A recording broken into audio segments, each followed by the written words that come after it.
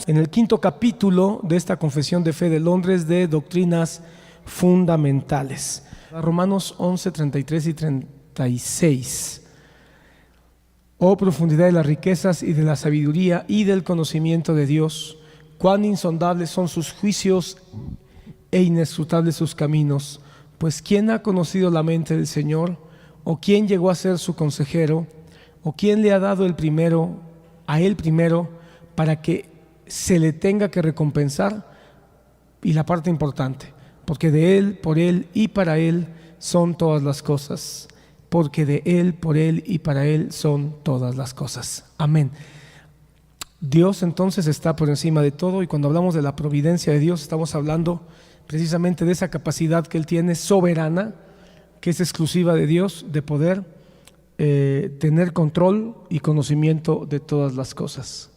El primer artículo de la Confesión de Fe de Londres, que nos ayuda a entender esta enseñanza de la providencia, nos dice: Dios, el buen creador de todo, en su infinito poder y sabiduría, pon atención aquí, 4 cosas fue las que hablamos: sostiene, dirige, dispone y gobierna. 4 cosas, si se recuerdan, 4 cosas que es importante insistir, recordar para entender la providencia.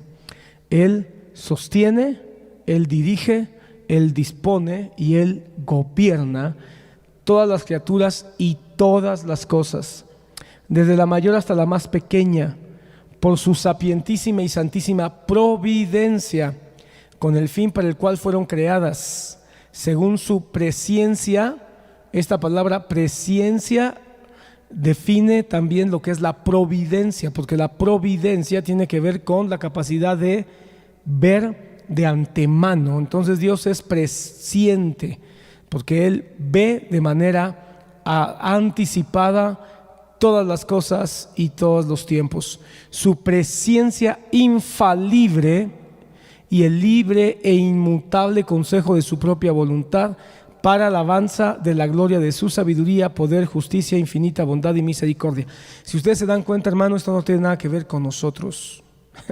Todas las cosas tienen que ver con Dios. Eso es algo que al hombre moderno no le gusta, y a los teólogos modernos no les gusta entender, que la Biblia y Dios se trata de Él. Dios es el centro, no el hombre. Por eso quizá la providencia es una de las doctrinas que menos se ha hablado o que se ha olvidado en los últimos años, porque al hombre en los últimos años le ha gustado mucho convertirse en el centro de las cosas, en el centro del foco, en el centro de las luces. Y hay que volver al principio. La palabra es clara, la palabra nos dice que Dios está en el centro, Dios está en el centro, para Él es todas las cosas, todo lo que fue creado. Dios no creó las cosas, hermano, porque Él se sentía solo. No, hermano, Dios es suficiente en sí mismo. Dios creó al hombre para gloria de su propia esencia como Dios. Ok, pero vamos a avanzar porque esto ya lo miramos. Este es el temario que vamos a estudiar, que es la providencia. Dios tiene poder y control sobre todo, providencia ordinaria y providencia especial, providencia versus destino, lo que es la concurrencia, y vamos a dar unas conclusiones. Entonces, como esto nomás es un resumen, vamos a verlo rápido. ¿Qué significa la providencia? Ya miramos ahí qué significa la providencia, y básicamente dijimos que su raíz, la raíz de la palabra providencia, nos deja ver 2 acepciones: prever o ver de antemano, y proveer. La providencia tiene que ver con la capacidad de Dios soberana, poderosa, absoluta y maravillosa para prever o ver de antemano que todas las cosas. Para Dios no hay limitación de tiempo. Dios no tiene limitación de tiempo. Él está en un eterno presente. Pero también tiene que ver con la provisión. Y Dios es el origen primario de la provisión de todas las cosas, comenzando con la vida misma. Entonces la Confesión de Westminster define esto mismo, ya lo miramos. Entonces Dios tiene el poder y control sobre todo. Esto es algo que nos debe dar paz, hermano, nos debe dar tranquilidad, que Dios no duerme. Dios tiene control de todo y sobre todos, porque por Él vivimos, nos movemos y existimos. Amén. Solamente estoy resumiendo, hermano, estoy repasando. ¿Qué pasó ahí? El punto central de la doctrina de la providencia, entonces, es la importancia otorgada al gobierno de Dios sobre el universo. Él gobierna su creación con absoluta soberanía y autoridad. Gobierna todo lo que acontece, desde lo más importante hasta lo más insignificante. No sucede nada que esté fuera del alcance de su gobierno providencial soberano. Es decir, no sucede nada que Él no conozca, no sucede nada que Él no vea, no sucede nada que Él no disponga, no sucede nada que Él no gobierne. Él hace que caiga la lluvia, que brille el sol, que surjan los reinos y los hace caer. Él tiene contados también los cabellos de nuestras cabezas y los días de nuestra vida. Ok, entramos a lo que es la providencia ordinaria y la providencia especial. Para entenderlo, vimos un poquito sobre lo que pasó con Nabucodonosor y vimos cómo Nabucodonosor expresa de manera magistral lo que es la providencia. Pero al fin de los días, yo, Nabucodonosor, alcé mis ojos al cielo y recobré mi razón, y bendije al Altísimo, y alabé y glorifiqué al que vive para siempre, porque su dominio, eso es parte de su providencia, es un dominio eterno. Lo que está reconociendo Nabucodonosor es que el dominio de Dios es desde el principio hasta el fin, desde la eternidad pasada hasta la eternidad futura. Y su reino permanece de generación en generación, y todos los habitantes de la tierra son considerados como nada, mas Él actúa conforme a su voluntad. No hay nada que le imponga, no hay nada que lo influya, no hay nada que lo coaccione. Él es libre en su perfecta voluntad. Gobierna conforme a su voluntad en el ejército del cielo y entre los habitantes de la tierra. Nada puede detener su mano ni decirle ¿qué has hecho? Ok, y si esto lo declara Nabucodonosor, que fue un rey, al menos hasta antes de este momento, fue un rey totalmente pagano y fue capaz de reconocer la providencia de Dios, ¿cuánto más podemos o debemos hacerlo sus hijos? Amén. Providencia ordinaria. ¿A qué se refiere la providencia ordinaria? Si Dios sustenta y controla todas las cosas, entonces es claro que nada se escapa de su designio, nada. Es decir, no hace falta creer en Dios para que su providencia actúe. No hace falta leer la Biblia o conocer la Biblia para que la providencia de Dios se manifieste. Es decir, la providencia de Dios existe, le reconozcamos o no, le declaremos como nuestro Señor y como nuestro Dios o no. Así seamos nosotros ateos, el Señor sigue siendo el que controla todas las cosas. Amén. Esto es la providencia ordinaria, es decir, la autoridad de Dios en todo y en todos. Dios en su providencia ordinaria hace uso de medios, sin embargo tiene la libertad de obrar sin ellos, por encima de ellos y contra ellos, según le plazca. Esto es lo que dice el artículo 3. Entonces miramos cómo funciona su providencia ordinaria y ya miramos que Dios usa medios. Vimos el ejemplo de Pablo. Dios usa medios humanos, medios naturales, medios que son totalmente comunes. Pero también Dios puede obrar sin ellos, es decir, el Señor va a manifestar su obra sencillamente porque Él decreta que las cosas sucedan, pero también está por encima de ellos. Esto quiere decir, hermano, que Dios puede hacer cosas incluso que son sobrenaturales para manifestar su voluntad y contra ellos, es decir, cosas que pueden ser totalmente extrañas a nuestro entendimiento, Dios puede usarlo. En otras palabras, lo que quiere decir, hermano, esto es que Dios no tiene límites. Sencillamente, no hay nada que limite a Dios para que Él haga lo que le place. Él es soberano. Dios hace como Él quiere. Amén. Vamos entonces a hablar de la providencia especial. Del mismo modo que la providencia de Dios alcanza en general a todas las criaturas, así también, de modo especial, Dios cuida de su iglesia y dispone todas las cosas para el bien de ellas. Y empezamos a ver algunas citas. Así que ahí es donde vamos, hermano. Te voy a pedir que pongamos ahí nuestra atención. Romanos 8, capítulo 28. Quiero que leamos estos textos, hermano, son importantes para entender la providencia especial, es decir, la que tiene que ver ya en el cuidado particular de los suyos. Romanos 8, 28 es un pasaje bien conocido, es un texto que muchos no sabemos de memoria, o al menos deberíamos de saberlo, pero vamos a leerlo. Dice: y sabemos que para los que aman a Dios, esto ya no es una providencia ordinaria, es extraordinaria, o mejor dicho, es especial, porque ya tiene que ver con los que lo aman. Para los que aman a Dios, todas las cosas cooperan para bien. Esto es, para los que son llamados conforme a su propósito. Si Dios tiene una providencia, es decir, Él tiene control, Él tiene gobierno, Él dispone todas las cosas para el mundo que Él creó, aunque este mundo no lo reconozca, cuánto más su providencia va a ser favorable para los que le aman. Entonces este pasaje nos hace saber que Dios tiene un plan, Dios tiene un propósito, Dios tiene un control de todas las cosas que le suceden a los que amamos a Dios.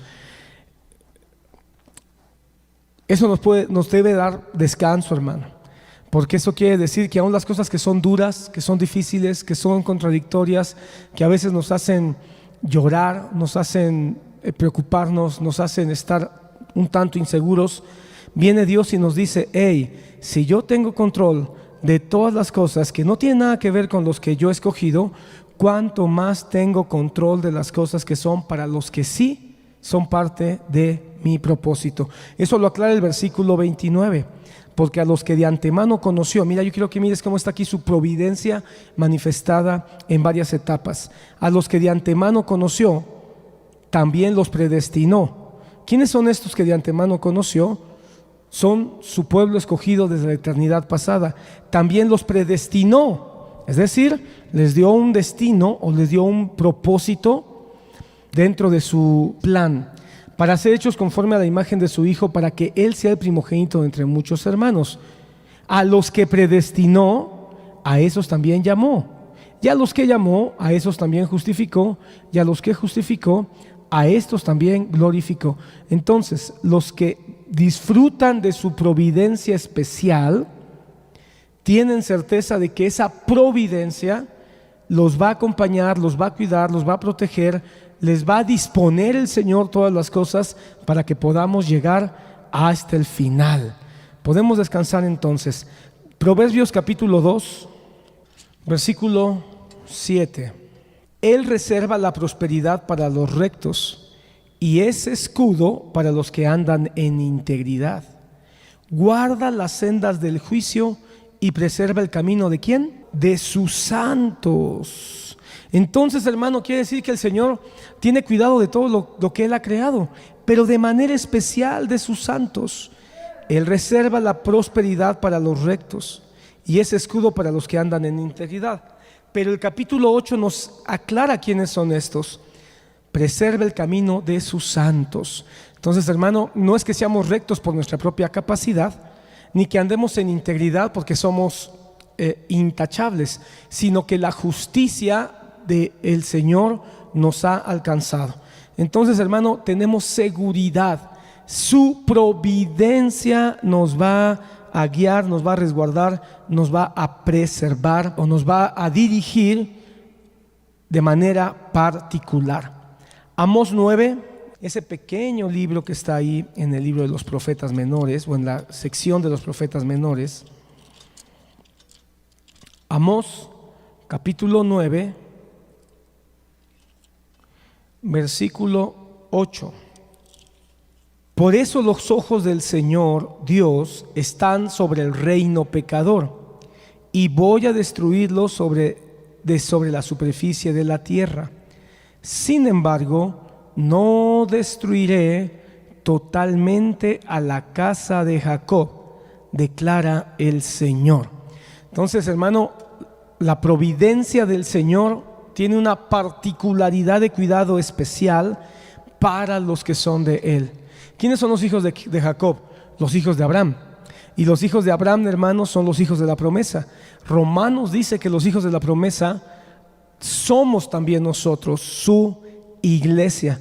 Por lo tanto, hermano, Dios ha dicho que va a destruir el reino de los pecadores, va a destruir, prácticamente es una declaración de que Él va a destruir la tierra.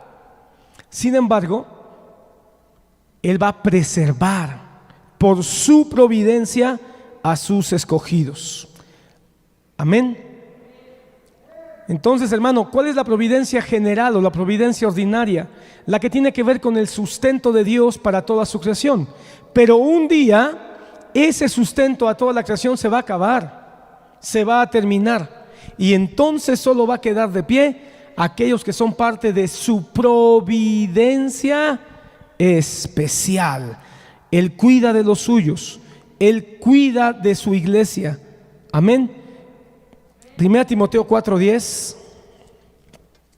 Porque por eso trabajamos y nos esforzamos, porque hemos puesto nuestra esperanza en el Dios vivo, que es el Salvador de todos los hombres, especialmente de los creyentes. Creo que aquí está muy claro, hermano. El Señor tiene cuidado de todos los hombres. Tiene cuidado de todos los hombres, pero de manera especial de los creyentes. Hermano, no pienses que Pablo está hablando aquí de que hay una salvación universal. No está hablando de eso.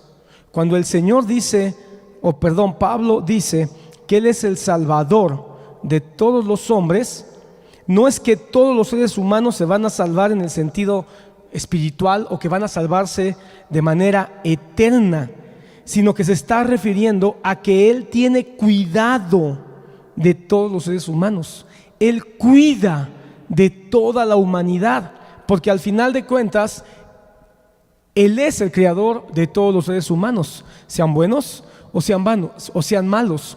Pero ¿por qué hace la aclaración? Pero especialmente de los creyentes, porque de alguna manera solo y solamente los creyentes disfrutarán del beneficio de la eternidad. Entonces, hermano, Dios cuida a todos los hombres, aunque los hombres no lo reconozcan. Sin embargo, cuando venga el tiempo del fin, de manera especial Él va a cuidar de los suyos. ¿Quiénes son los suyos? Los que aquí Pablo llama los creyentes. ¿Estamos de acuerdo? Entonces hay una salvación ordinaria o una providencia ordinaria que alcanza a todos los hombres. Jesucristo es el Salvador de todos los hombres, pero no todos los hombres lo reconocen como su Salvador. Hay una gran diferencia. Él murió como Salvador, pero no todos los hombres lo reconocen como su Salvador. Sin embargo, la providencia de Dios permite que aquellos que sí le reconozcan como su Señor, entonces estos sean resguardados hasta el final de los tiempos. Esta es la providencia especial. La providencia especial a favor de los suyos. La pregunta es, ¿tú ya eres del Señor? Tú gozas de la providencia de Dios como ser humano, como parte de este mundo. Pero la pregunta es, ¿tú ya gozas de la providencia especial que solamente da el poder reconocerle como Señor y Salvador?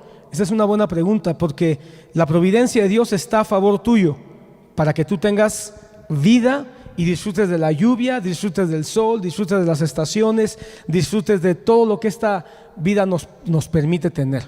Pero la vida eterna que te da un escape del infierno, solamente te lo da el creer en la justicia de Jesucristo, y eso, hermano, es una providencia especial. Finalmente, Efesios capítulo 1, versículo 11. También en Él hemos obtenido herencia. ¿De quién está hablando? Por supuesto que de Cristo. Habiendo sido predestinados según el propósito de aquel que obra todas las cosas conforme al consejo de su voluntad. Hermano, esto aclara lo que ya venimos diciendo. El Señor tiene una providencia para toda la humanidad. Por eso es que el mundo no es destruido, hermano, todavía.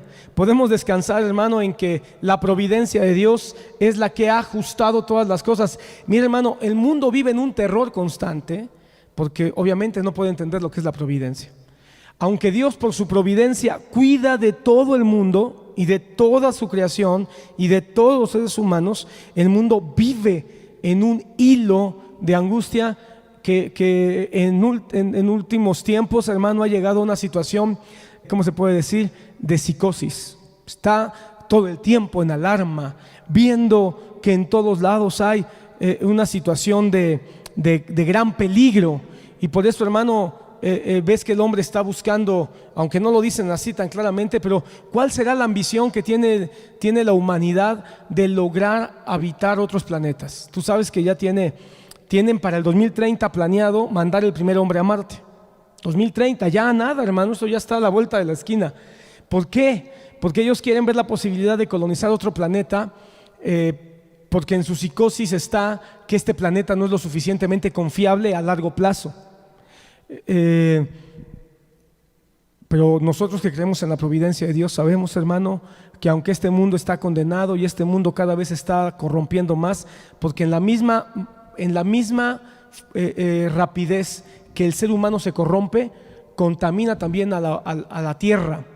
El responsable de la degradación de la tierra es el hombre mismo, pero no perdamos de vista que el poder soberano de Dios está en control de todo.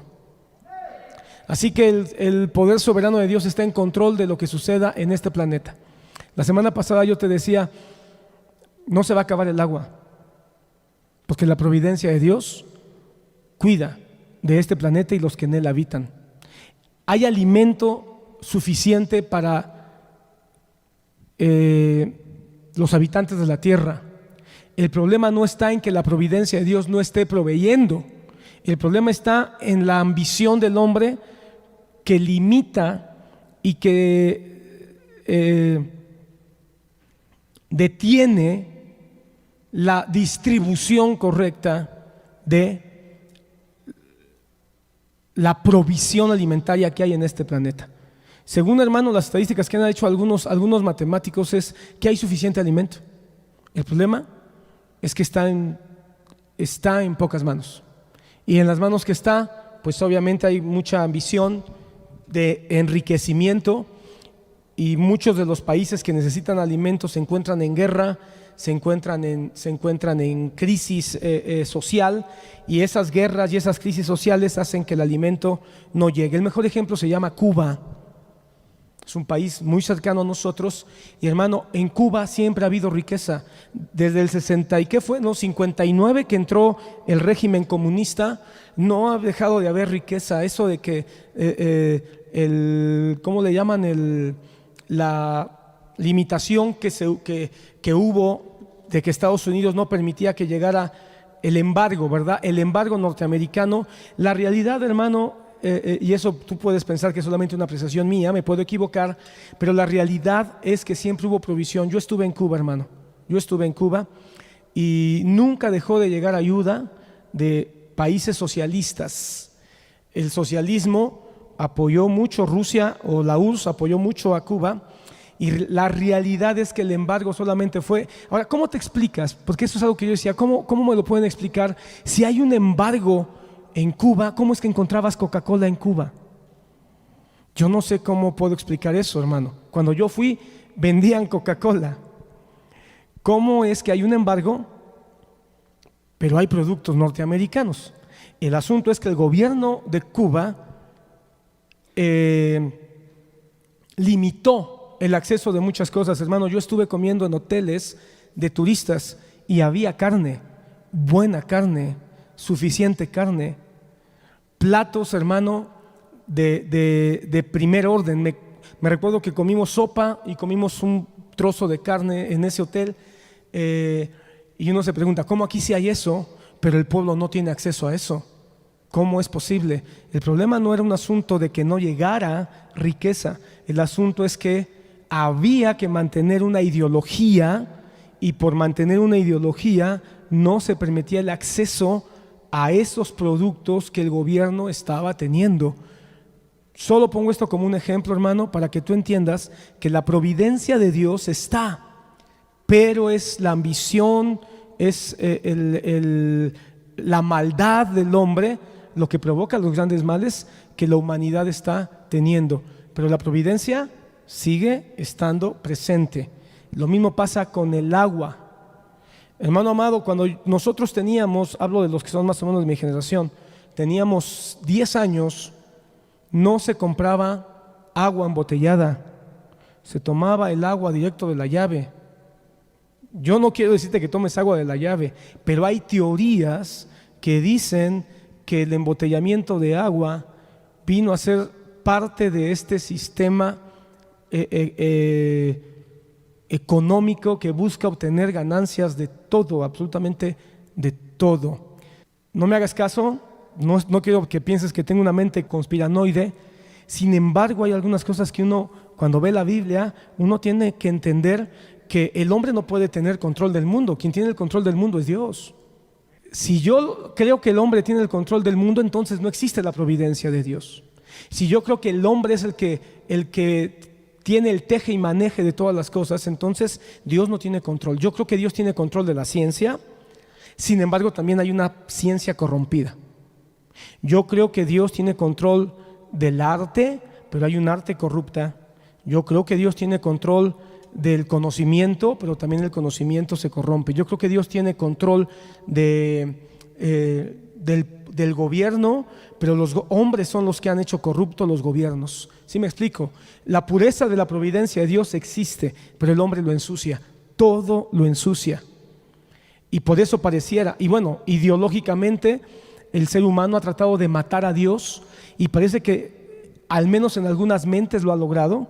Pero ¿sabes qué es lo más triste? Que se ha metido a la iglesia y ha logrado que muchos cristianos piensen, aunque no lo digan, que Dios no tiene control de las cosas. ¿Por qué hay cristianos que ya no dicen que la Biblia es palabra de Dios? Que ya no creen que la Biblia es palabra de Dios. Aunque no lo digan de dientes abiertos, en la práctica no creen que la Biblia sea suficiente.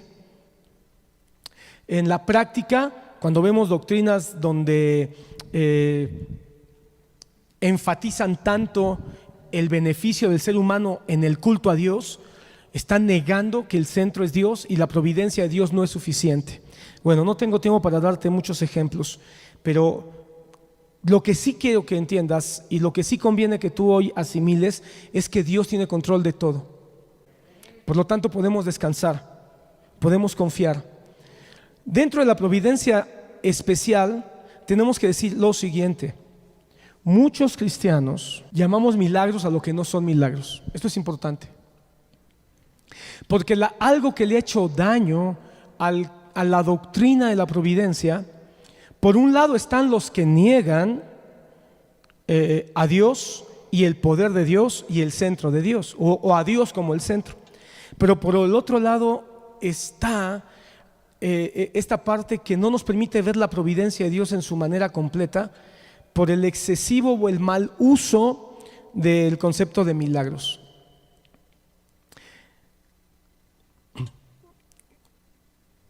¿Qué es un milagro? Hermano, un milagro es todo aquello que sobrepasa el sentido natural de las cosas. Todo aquello que Dios hace que pasa por encima de lo natural. Por ejemplo, cuando Jesús caminó en el agua, eso es algo que pasa por encima de lo natural. Sencillamente, un ser humano en términos naturales no puede hacer eso. ¿De acuerdo? Eso es un milagro. Un milagro. Bueno, para empezar, hermano, la palabra milagro como tal, esto tal vez te va a sorprender, pero la palabra milagro como tal no existe en la Biblia. Seguramente esto te va a llamar la atención. Lo que aparece en la Biblia es señales y maravillas. Y eso algunas Biblias lo han traducido como milagro. La palabra milagro viene del latín, no del griego, ni del hebreo. Es una palabra de origen latino que se ha tomado para poder trasladarla a nuestro idioma cuando la palabra en el griego aparece la palabra señales y maravillas.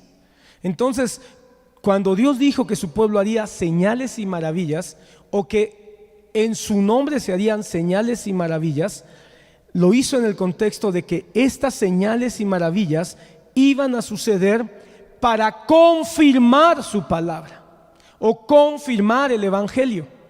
Las señales y maravillas, hermano, no existen en la Biblia fuera del contexto de ratificar el poder, la autoridad y en última instancia la providencia de Dios. ¿Cuál fue la razón por la que el Señor abrió el Mar Rojo? Una señal y maravilla, un milagro, porque un milagro es todo aquello que rompe el orden natural de las cosas, ¿de acuerdo?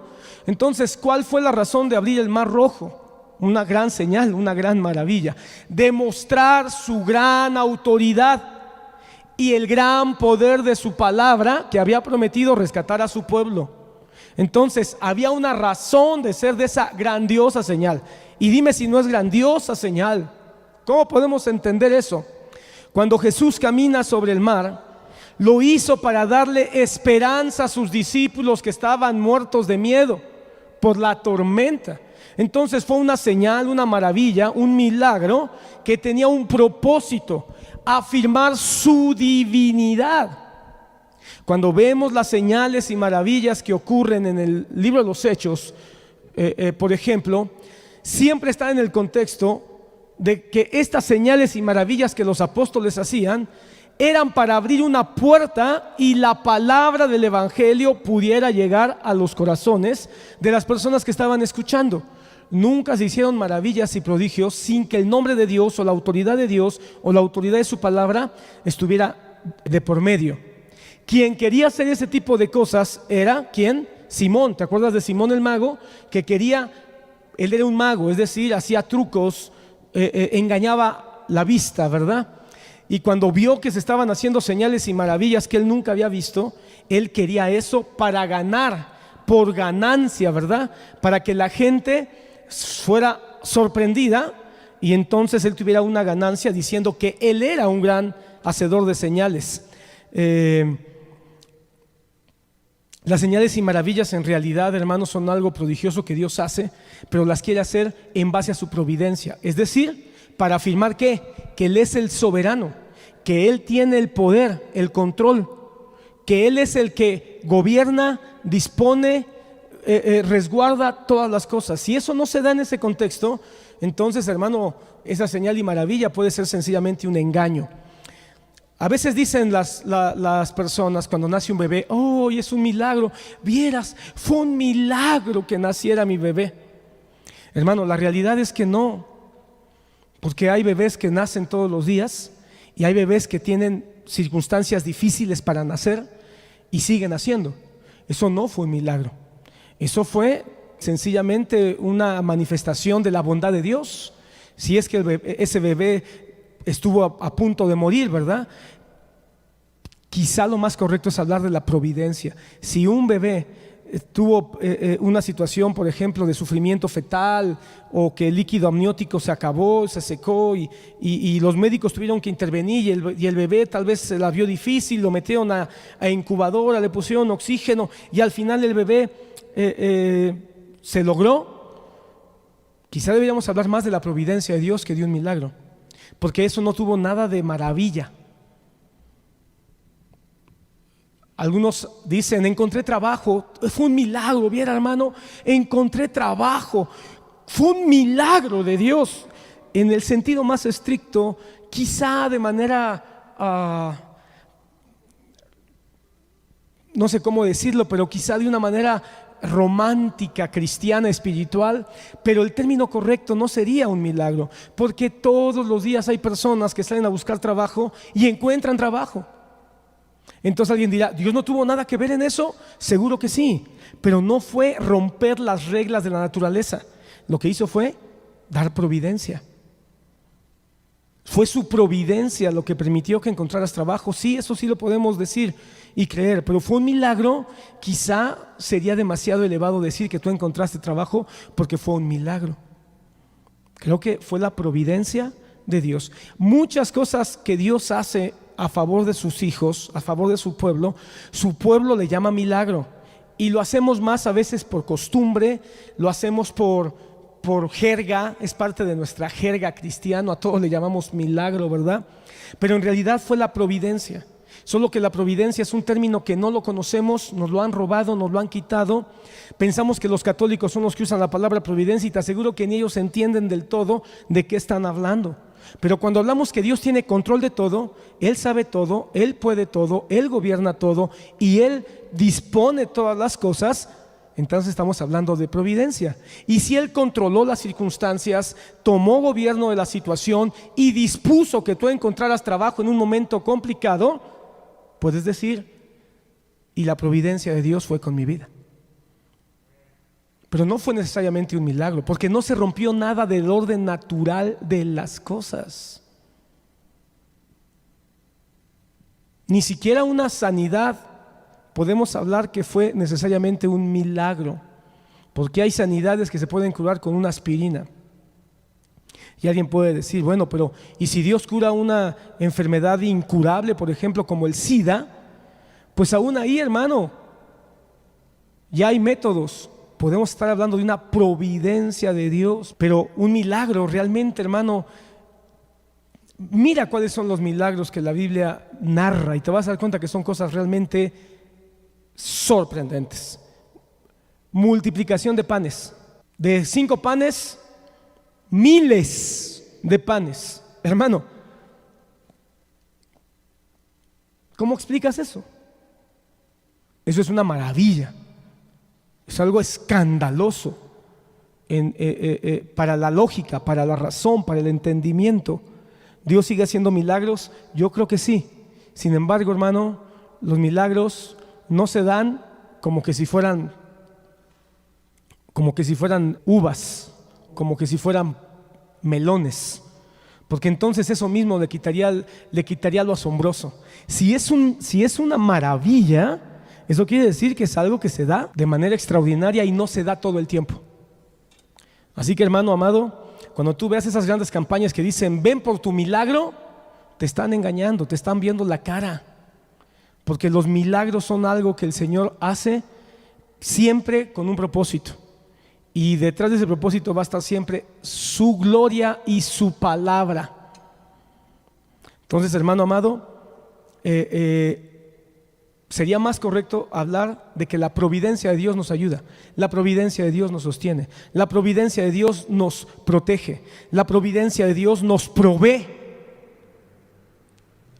Y mejor reservemos el término milagro para cuando realmente suceda algo que en términos de lógica y en términos de normalidad sencillamente no pudiera jamás haber ocurrido.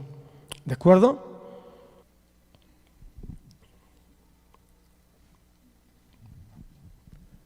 El artículo 2 de la Confesión de Londres dice: aunque en relación con la presencia y el decreto de Dios, la causa primera, Él es la causa primera de todas las cosas, ahí dice tildas, por favor, corrígele ahí tiene que decir todas las cosas.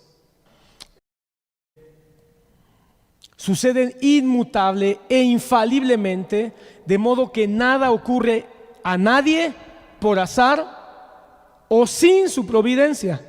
Sin embargo, por la misma providencia, perdón hermanos, ahí hubo errores de dedo que no revisé, por la misma providencia las ordena de manera que ocurran según la naturaleza de las causas secundarias, ya sea necesaria, libre o contingentemente. ¿Qué significa esto, hermano? Que no hay nada por azar. Dice la palabra en el libro de Proverbios 16:33: la suerte se echa en el regazo, mas del Señor viene toda decisión. ¿Alguna vez has escuchado, crees en el destino? ¿Alguien te ha preguntado eso? ¿Y tú crees en el destino? Y muchos pueden confundir la providencia con el destino, porque el destino es fatalidad. El destino es un término fatal, es un término con una connotación negativa.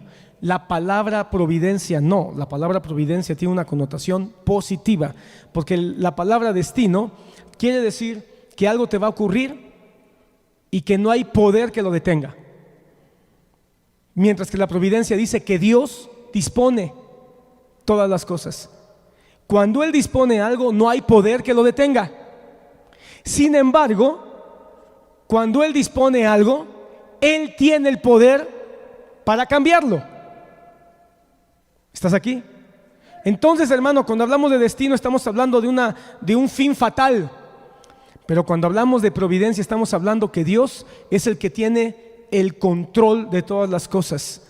No pienses que Dios es alguien que dijo ya, este es tu destino, y se va, se aleja y no hay poder que lo cambie. No, no, no. El Dios que tenemos nos va acompañando en cada momento de nuestra vida, y su providencia se va manifestando conforme a ¿qué? A su soberanía, conforme a su voluntad, conforme a su designio.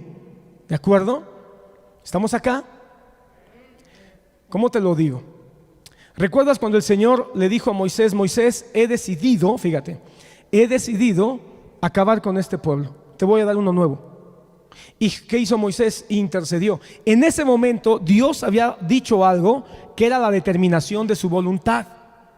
Pero cuando Moisés interviene, aquí hay misterios de Dios, hermano, que no voy a tratar de explicar. Pero cuando Dios interviene, le dijo: Señor, no hagas tal cosa. ¿Qué dirán los que no te conocen? Que sacaste un pueblo y lo dejaste morir. Y entonces dice que Dios decidió cambiar y dijo: de acuerdo, seguiré adelante, pero esta generación se queda postrada en el desierto. Pero vemos cómo la providencia de Dios determina algo, pero la providencia de Dios determina cambiar. Dios no cambia en su amor, Dios no cambia en su sabiduría, Dios no cambia en su soberanía, Dios no cambia en su carácter. Sin embargo, hermano, la determinación de todas las cosas para con el hombre van avanzando conforme su providencia se va desarrollando en el área del ser humano. Por eso dije, no te lo puedo explicar, pero Dios tiene un plan final, pero dentro de ese plan final tiene determinaciones particulares para cada uno de sus hijos. Lo vas a entender ahorita que entremos a la concurrencia. Entonces, hay una diferencia crucial entre providencia de Dios y destino: la fatalidad o la fortuna. No confundas, porque muchos pueden interpretar providencia de Dios con destino, con fatalidad o con fortuna. Qué buena suerte tienes. ¿Has escuchado eso? Es que Él siempre tiene buena suerte. Yo no tengo buena estrella, nací con mala estrella. ¿Has escuchado ese tipo de expresiones? La clave de esta diferencia la encontramos en el carácter personal de Dios, porque estamos hablando de que Dios es una persona. El destino es un algo, la suerte es un algo. Dios es una persona con características de persona. Dios llora, Dios se goza, Dios tiene ira, Dios ama, Dios tiene ciencia, tiene afectos y tiene pensamientos. No dice el profeta: porque yo sé cuáles son los pensamientos que yo tengo para ti, y mis pensamientos son pensamientos de bien, no de mal. Entonces Dios es una persona. El destino, hermano, es ciego. La concepción del destino, hermano, es ciego, mientras que Dios todo lo ve. El destino dice: eso te va a pasar y eso te va a pasar, y tú no puedes escapar de tu destino. Y hay gente que está atorada ahí pensando: sí, ¿cuál es mi destino? Hermano, no sé si has escuchado o has visto luego en internet o en las celulares, de repente vienen ahí mensajes que te dicen: ¿quieres saber cuál es el día en que tú te mueres? Y hay ilusos que ahí van, ¿verdad? Y piensan que ese es el día que se van a morir, y ya sembraron una semilla de miedo, de terror, de fatalidad en su mente. El único que tiene el control del día de nuestro nacimiento y el día de nuestra muerte es Dios. ¿De acuerdo? El destino es ciego. Dios te ve, hermano. Dios te mira. No pienses que Dios es un Dios lejano. Dios es tan cercano que envió a Jesús, y ahora a través de Jesús el Espíritu Santo está dentro de ti. Él es una persona que te mira, que te cuida, que se contrista y que se regocija contigo. Entonces, la fatalidad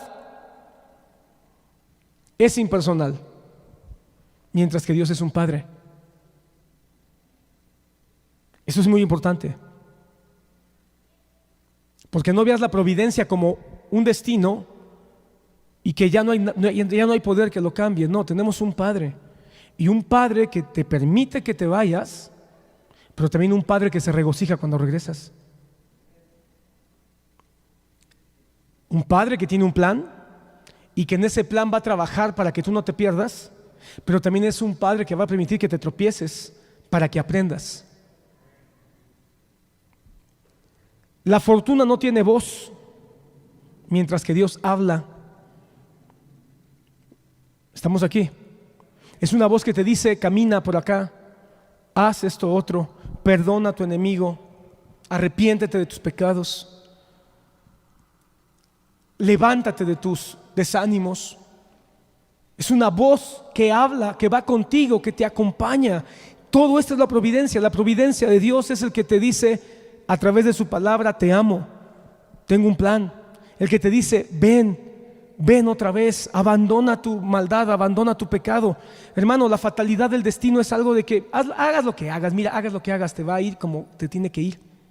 Si te portas bien, si te portas mal, ¿de qué sirve que hagas lo que hagas? Pon cuidado con esos pensamientos diabólicos, porque Dios dice: sí tiene valor lo que tú hagas. Lo que tú hagas tiene precio. Si tú siembras, vas a cosechar. La palabra dice: si siembras mucho, vas a cosechar mucho. Así que no pienses que de qué sirve que hagas si de nada vale. ¿Quién te lo agradece? ¿Quién te lo recompensa? Al final lo que te vaya a pasar, te va a pasar. No es así.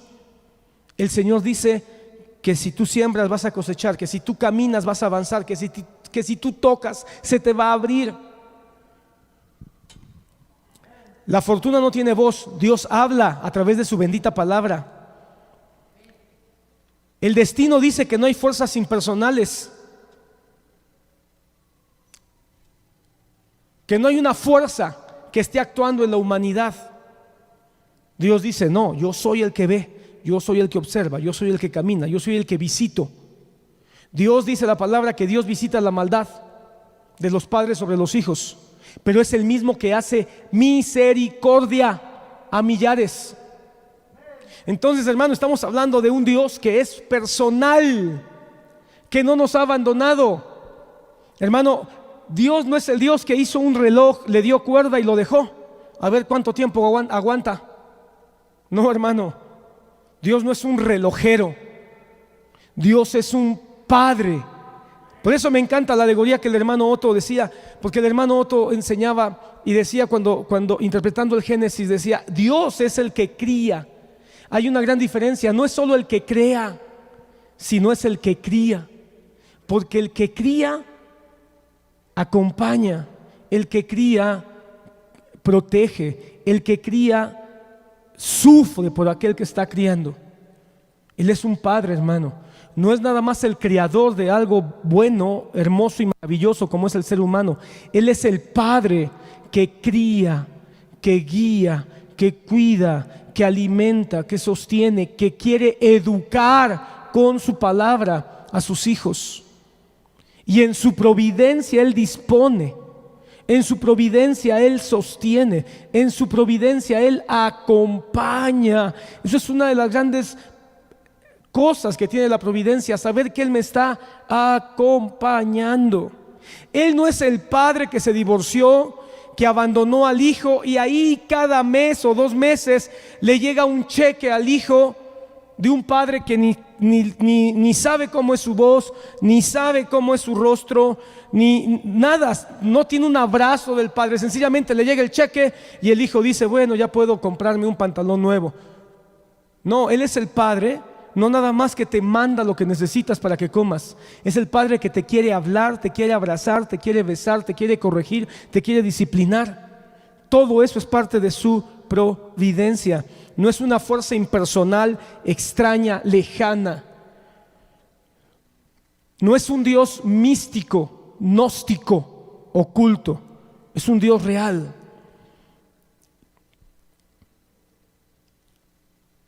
Todo acontece por la mano invisible de la providencia, pero es una mano, es la mano de Dios. Entonces tenemos un Dios que oye, tenemos un Dios que ve, tenemos un Dios que habla y tenemos un Dios que se mueve con su mano poderosa. ¿Por qué se presenta así Dios? Porque quiere que sepas que Él es un Dios personal. Quiere que tú sepas que su providencia no es la providencia de una fuerza, no es la providencia de una energía, no es el mover de la fuerza. ¿Y cuál es el otro? Que la fuerza te acompañe y el lado oscuro. No, hermano, Él es un Dios que ve y que te ve. Él es un Dios que tiene oídos y te oye. Él es un Dios que tiene boca y habla a tu corazón. Y Él es un Dios que quiere tocarte, bien sea para disciplinarte o bien sea para dirigirte. En un universo gobernado por Dios, no hay lugar para acontecimientos fortuitos. No hay lugar para acontecimientos fortuitos. Nada ocurre sin que la mano de Dios lo disponga. La propia frase de Einstein, que los ateos dicen que fue sarcasmo, los creyentes dicen que era fe. A mí no me importa si fue sarcástico o tenía fe. Lo que sí sé es que lo que dijo tiene relevancia. Dios no juega a los dados. ¿Y eso qué significa? Que Dios no está jugando contigo. Cuando Dios creó a Adán y a Eva, no fue como dice, eso es un chiste, ¿verdad? Un mal chiste, ¿verdad? Pues que dicen que Dios hizo al hombre porque echando a perder se aprende. Y después hizo a la mujer. Pero no creo eso, hermano. Aunque a veces los predicadores usamos ese tipo de anécdotas para sacar una sonrisa, es solo eso. La realidad, hermano, es que cuando Dios hizo al hombre, lo hizo bueno, lo hizo bien. Él no echó a perder nada, hermano. Él sabía que la gloria de su creación era el hombre y la mujer venía con el hombre, porque el varón y hembra los hizo el mismo día, hermano. ¿Qué pasa? Que fue el corazón del hombre el que se echó a perder a causa de que se dejó corromper. Pero Dios, que es providencial, tampoco se sorprendió. No se sorprendió porque Él siempre ha tenido un plan. La gran pregunta, ¿y Dios sabía que el hombre iba a pecar? Seguro que sí. ¿Y por qué dejó que pecara? Porque Él tenía un plan mejor. Y ese plan mejor iba a llegar con Cristo Jesús. ¿Y por qué con Cristo Jesús no terminó ahí la cosa y nos llevó con Él? Porque su plan tiene algo mejor, la gloria venidera, cuando el reino se ha establecido. Entonces, hermano, tenemos que aceptar que Dios es un Dios providencial, pero que también tiene un plan providencial. Y que su plan no es nuestro plan. Y que nosotros hubiéramos querido que Adán no cayera, pero Dios tenía un plan mucho mejor. Hubiéramos querido que cuando Cristo vino, ahí fuera ya el cierre del asunto y ya todos a su gloria, pero Dios tenía un plan mejor. Es decir, Él es creativo y Él siempre va a tener un plan global que nos va a involucrar a nosotros, que somos parte de su plan, y que nos va a permitir caminar en su plan, trabajar en su plan y movernos en su plan. Ok. Pero ni la casualidad, ¿dónde vamos? A ver, déjame ver. Ok.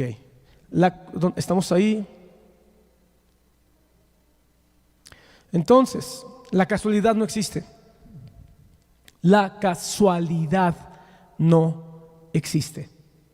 La probabilidad es solo una palabra que utilizamos para describir las posibilidades matemáticas. En matemáticas podemos hablar de probabilidad y estadística, un cálculo, un análisis. Pero, hermano, no podemos decir que Dios es un objeto de probabilidad y estadística. Él tiene control de todas las cosas. Entonces, ni la casualidad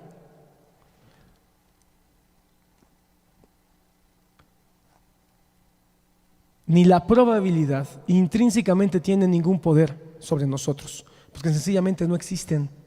Hermano, la probabilidad es un concepto, es una idea subjetiva, porque tú sabes que los que desarrollan probabilidad y estadística hacen estudios cercanos, pero sigue siendo probabilidad y estadística.